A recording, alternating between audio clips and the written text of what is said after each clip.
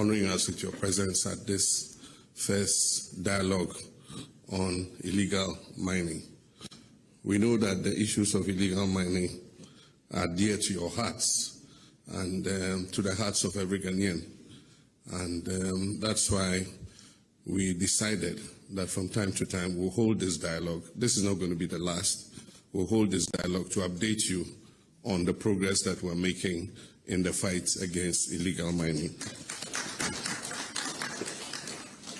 Mining in Ghana has been historical, and when the first Portuguese arrived in Elmina, one of the first things we sold to them was gold, and that's why they built the fort in Elmina. Our grandfathers were involved in mining. The problem with the difference between then and now is that they use rudimentary tools to undertake the mining. And so the capacity to create destruction to the environment was very limited. The whole equation changed when the small-scale mining sector started deploying heavy earth-moving equipment.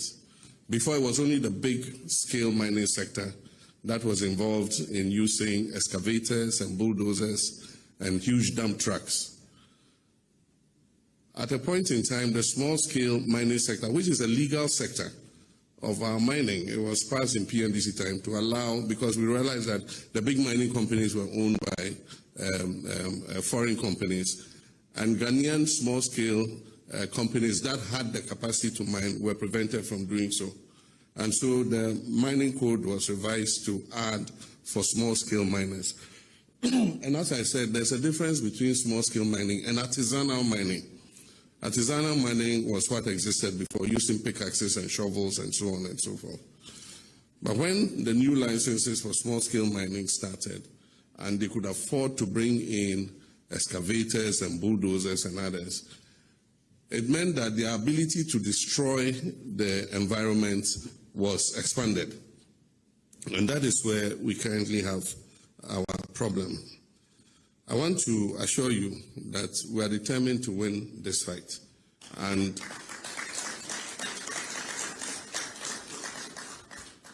your contributions, your criticisms, your pressure, putting fire under our feet does not have any problem. We don't have any problem with that. You must continue to do your advocacy, to urge us on, to encourage us to win the fight. As I said in the last media encounter, I said that I had no illusions that within 7 months I was going to win the fight against Galamsey. And I said that it wasn't going to be an event, it was going to be a process. Mistakes have been made. In the first effort we made, we go into a forest reserve. We mapped out the forest reserves that had been that had incursions of illegal miners, and we win a trip to Disneyland Paris in the Indomitables Hero Park promo. Led some of the major forest reserves that were called no-go areas. Unfortunately, after we cleared the illegal miners from there, the security services withdrew and handed over the forest reserve to the Forestry Commission. And so they put their forest guards there. The forest guards don't have the capacity to defend the reserves against the illegal miners. And so lessons learned were that in the next wave, with the formation of NIMOS, that we must deploy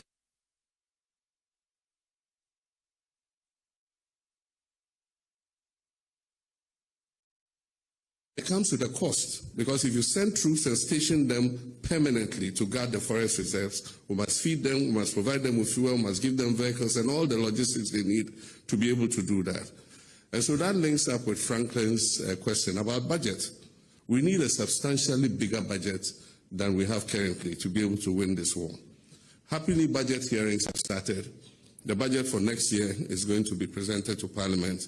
And my expectation is that the Minister of Finance will give a much bigger allocation to this fight against Galamsey.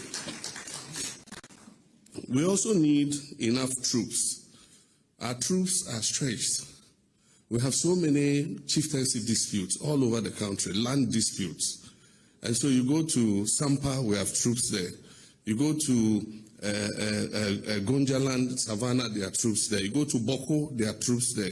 You go to Nkwanta, our troops are there. And then our troops are also on the border to protect us from terrorism. And so they are spread thin. If we take another batch of them and go and put them in the forest, it means that we are committing most of our troops to other things other than crime prevention and keeping us safe. And so that's why NIMOS is a combination of the police and the army. So all of them will contribute troops. And then we also have national security also contributing and all the other agencies.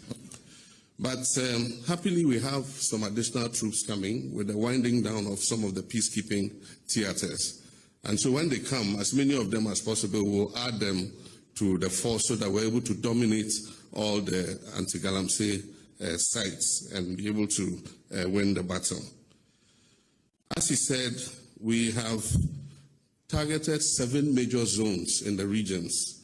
And the Army have come up with a proper strategy. NIMOS has come up with a proper strategy for engaging the illegal miners and making sure that we clear them from especially the forest reserves and the water bodies.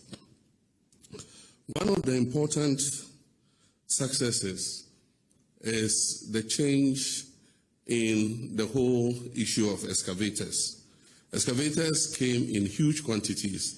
And I remember that at a point under the previous administration, they asked that permits be gotten before excavators are imported. Meanwhile, the law did not say you should get a permit after, but that was what we came to meet, that you bring the excavator, then you go to the Ministry of Transport and ask for a permit.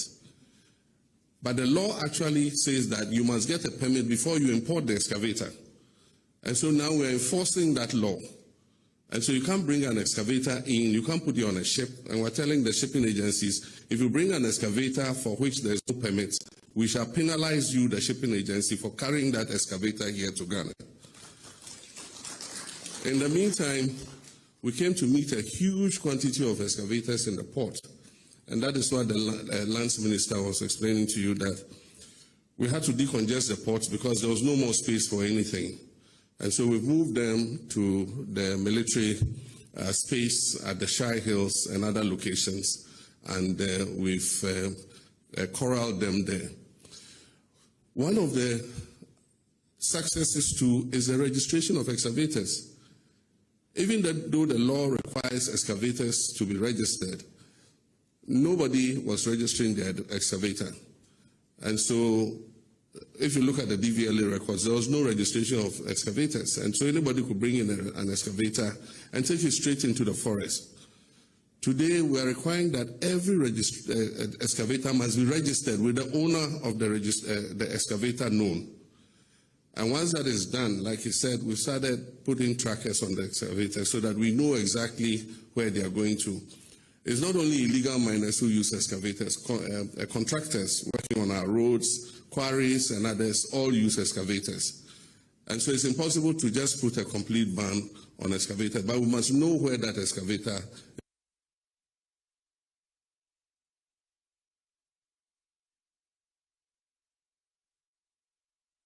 is being used for construction purposes. And so we now can hold the owners of excavators responsible if we find the excavator in a forest reserve or engaged in illegal mining. And so that's one of the advances that we have made. We started a geofencing policy where it makes it possible for us to know where every excavator is, so that if the excavator moves after where it was geofenced, then we can go and find out where did this excavator go and what is it doing where it has gone.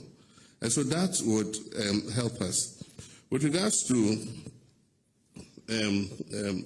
turbidity of the water, as the scientist said, it's just about, you can see physically with your eyes, you know, what the turbidity of the water is.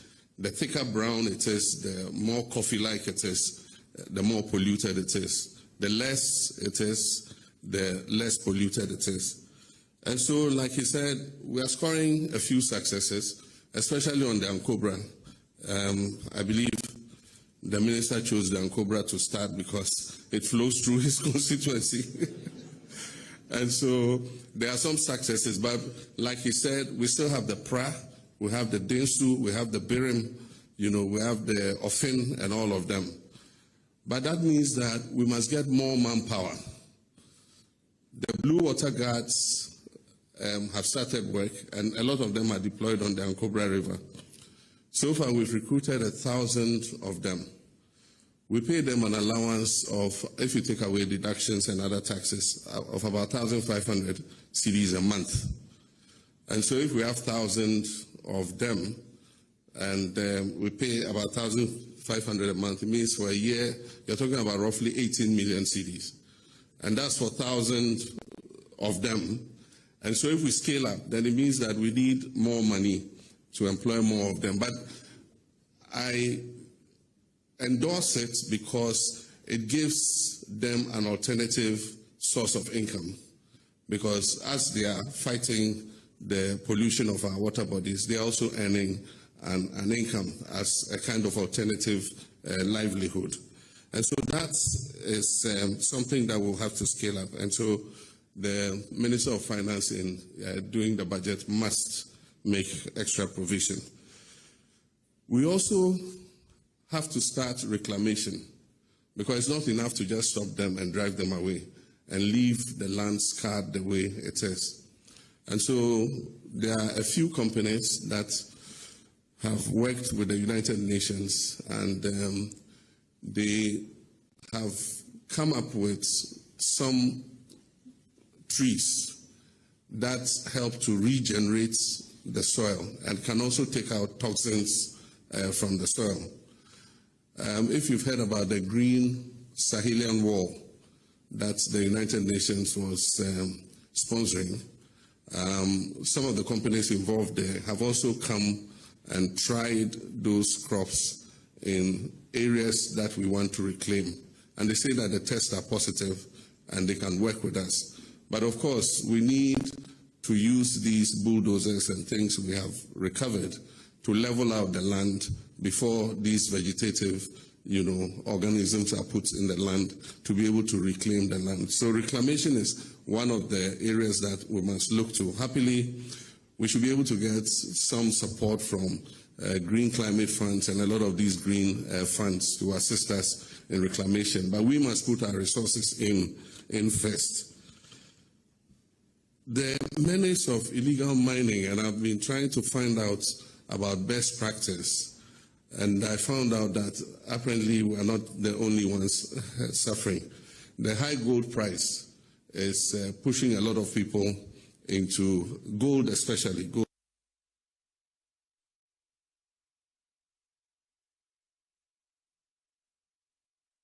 Is 90% of just, and there's violence, people have died, all kinds of things are happening. So we might not be the only persons, but there are success stories we can learn from. Because if you look at Chile, for instance, they've been able to formalize 90% of their small-scale gold mining.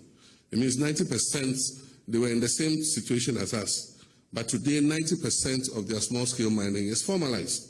And they have control of it, they inspect, they make sure that they're doing the right thing. We can also achieve that.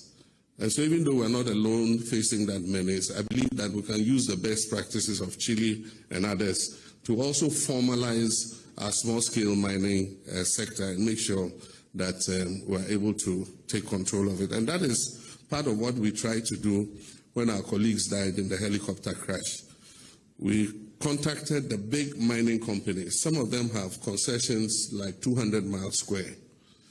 And they are not going to mine all of that concession today or tomorrow. There are some of the places they've explored and found that the gold content is so low that it's not really profitable for them to start mining. But for a small-scale mining company, because of their lower costs, they can mine it effectively. But they must do it responsibly. And so together with the big companies, we said, okay, let's start this cooperative mining, seed part of your concession so that we can move the small-scale miners from where they are causing distraction onto your concessions. And then you can help us to monitor them and make sure that they are doing the right things. So that was what we were going to launch in Obuasi when the tragic accidents happened. The first was AngloGold. AngloGold agreed, and they carved out a part of the concession.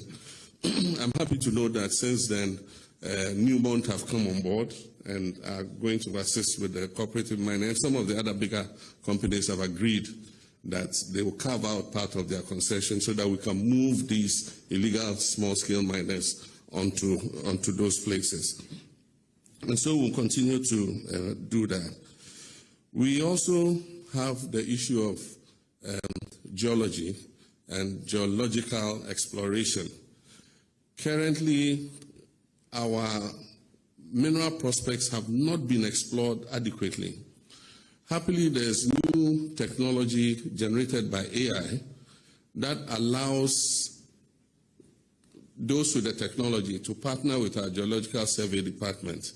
And what they do is they shoot seismic from satellites, and they're able to map out exactly where a mineral prospect is. Currently, when our small-scale miners get a concession, they go and dig this place. There's not enough gold there. They leave it. They go and dig there. There's not enough gold. They leave it. They come and dig here. There's not enough gold. They dig here until they find something. By the time they find something and they're mining, they've dug all over the concession. Today, it's possible to precisely map out where the mineral prospect is. And that's part of what Gold Board is trying to do. That is their other responsibility.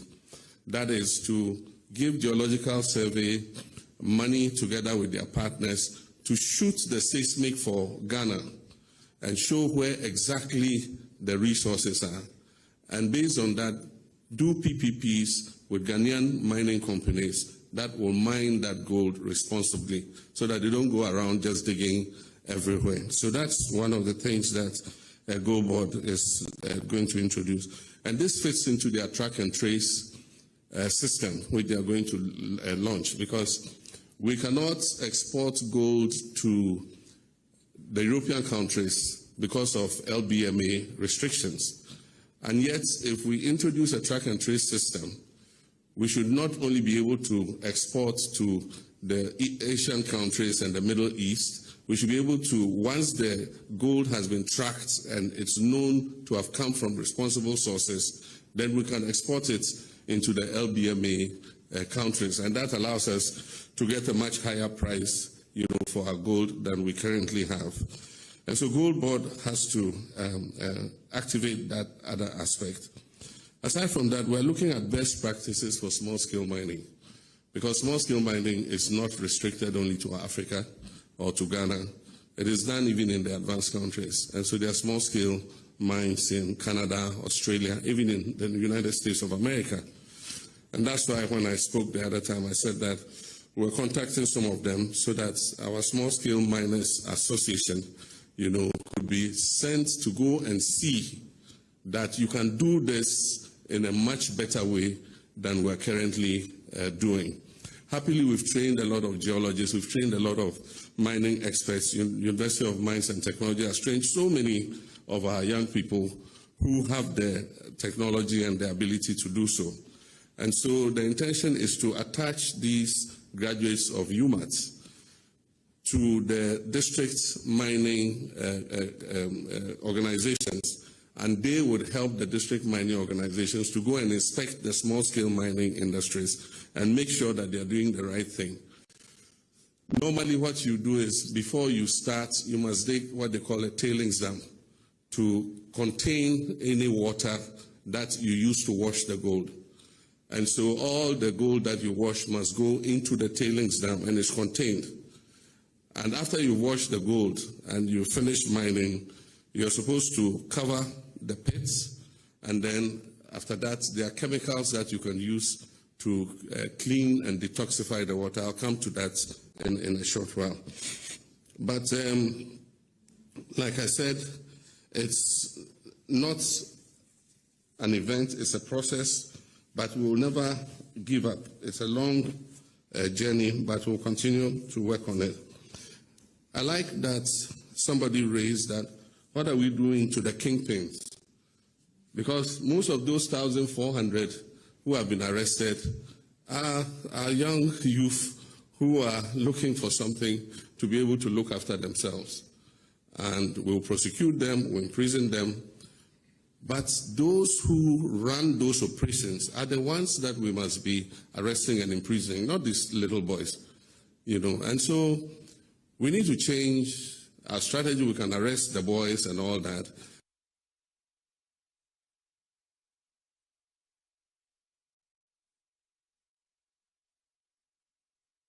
Be given, there's no slap on the wrist. What's the least sentence? 15 years. 5 to 15. Yeah, so we'll catch these boys and we'll feed them for 5 years. Look after them for 5 years and discharge them. But like I'm saying, maybe we can look rather for the kingpins and deal with them in a major way so that we are able to get something on this whole thing. With regards to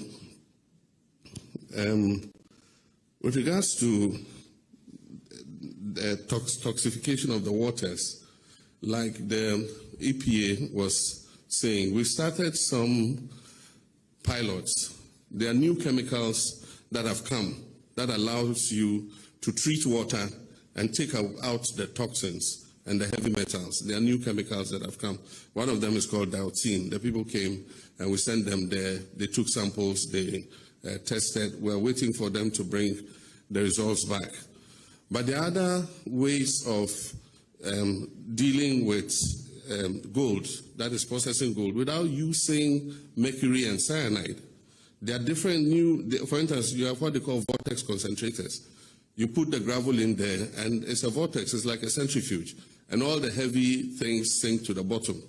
And you're able to take out the water, and you see the gold lying at the bottom. And you don't need to use mercury and all that. There's carbon filter. There you can use carbon filters to filter the water in order to be able to take out any toxins that are in there. They call it activated carbon filtration. You have reverse osmosis that is capable of taking out heavy metals and others, you know, from the water. So while we are fighting the menace, I'm also saying that we should uptake technology in order to protect our environment. So yes, let's fight the illegal mining, but at the same time, let's bring in the new technologies that allow us to be able to protect our environment. Now, with the elephants in the room, state of emergency. You know, yes, I have the power to do it, but the president acts on the authority, not only on the authority, on the advice of the National Security Council. And as at now, this moment, the National Security Council believes that we can win the fight against Galamsey. I want to assure you that the day they advised me otherwise, that, boss, now we need a state of emergency,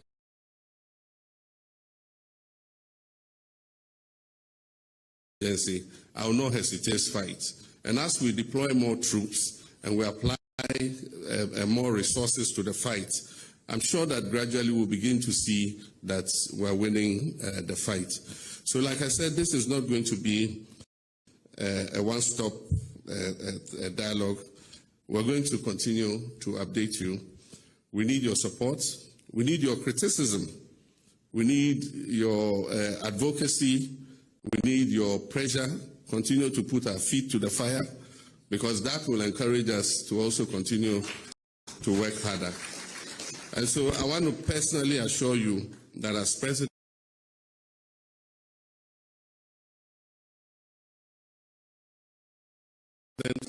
I will also continue to put pressure on my lands and our grandchildren, an environment that our great-grandfathers handed over to us They gave us a beautiful country with a lot of forests and trees and beautiful rivers. We should not hand over poisoned rivers and desecrated forests to our children and our grandchildren. And so we will continue to fight. I believe that we'll win the fight against Galamsey. And I want to thank you for the advocacy that you continue to do. We'll hold the next dialogue. NIMOS will go to work and continue. And once we chalk more successes, we'll be able to come and update you that this is what we're doing. We want to do it transparently.